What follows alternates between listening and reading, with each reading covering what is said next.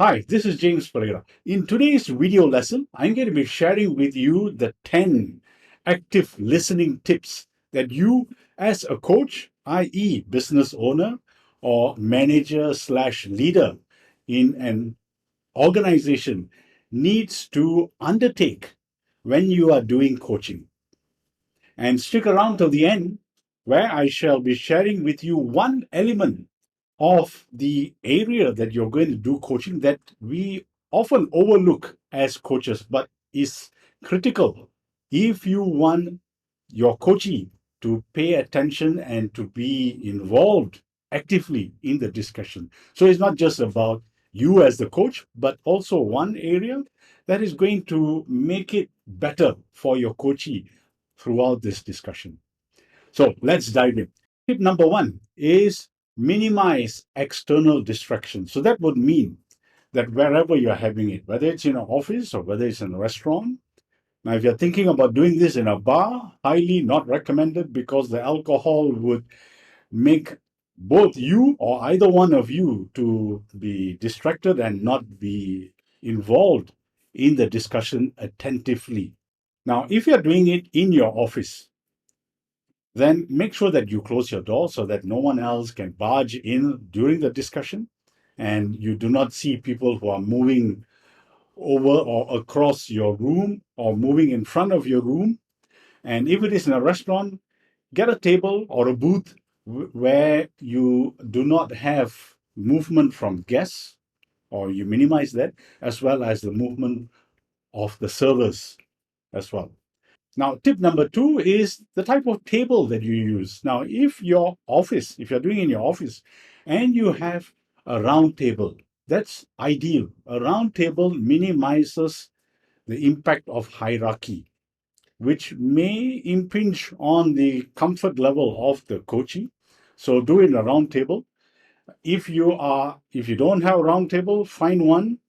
And if you don't have a choice, of course, then do it at your table itself. Now, if you're doing it in a restaurant, no issue because you don't have a choice, But if the restaurant offers a round table, preferably at a round table. If not, then at a square table or rectangular table that they are having. Now, tip number three is to always face the speaker. Now, obviously, throughout the discussion, you would be turning away and looking elsewhere, but try to minimize that. Throughout the discussion, face the speaker. And tip number four is maintain eye contact with the speaker. Do not stare, don't make them uncomfortable, but maintain eye contact because that will lead to tip number five, which is when you face the speaker and maintain eye contact, you can also keep an eye out on their body language. What are they telling you without actually telling you? So when you keep your eye out on body language, you are listening with your eyes as well. So that's important. Tip number six is to focus entirely on the discussion and to avoid any internal distractions that may be going on. Avoid, or you can't stop this. Your mind would probably be thinking about what you're going to do in the evening or thinking about what you're going to do in a week's time or the holiday you're planning, but force yourself back into the discussion. Tip number five is to take notes. Now, when you take notes, it helps you because it leads on to tip number eight, which is do not interrupt. Now, leaders have the nasty habit, as Tom Peters